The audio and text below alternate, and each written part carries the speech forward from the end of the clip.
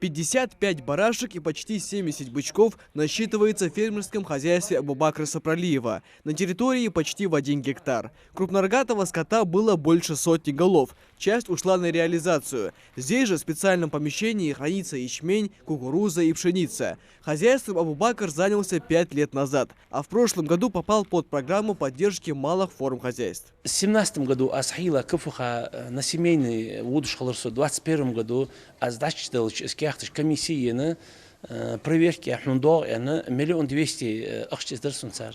На семейный вусу уже это же Кафуха. Телевидение с Халарсун, а проверки кормежка Ахштар сунцар. Сашоз бежен эти ваши дянцы багдар ялш.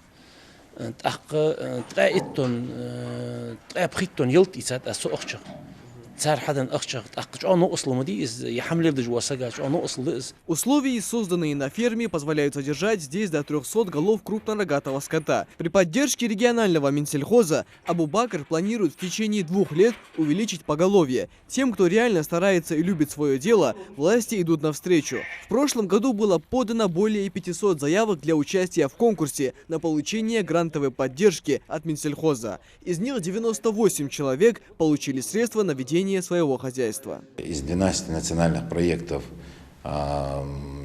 проект развития малых форм хозяйств, у нас из этого проекта как раз таки есть агростартап. Начинающий фермер и агростартап у нас в основном сфера животноводства.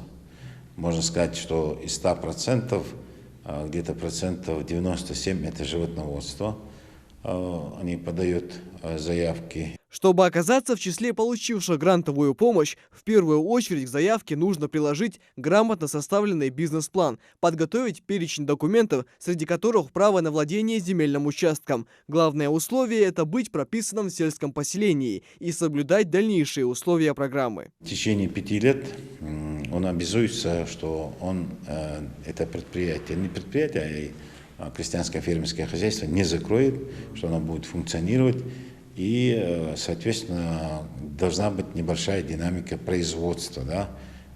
То есть прирост по животноводству, либо приплод должен быть, либо привес должен быть, либо увеличение, если это молочное направление, то это увеличение молока, надоева молока. Были не раз выявлены случаи, когда заявители получали грант, но использовали эти деньги не по назначению. Очень часто фермеры закрывают хозяйство через год или 2, забыв о пятилетке. Региональный Минсельхоз внимательно отслеживает грантовых получателей, чтобы не допустить таких нарушений и пресечь попытку обмана. А тех, кто работает на совесть, власти будут активно поддерживать. Михаил Тангиев, Мухаммад Шаухалов, Новости 24.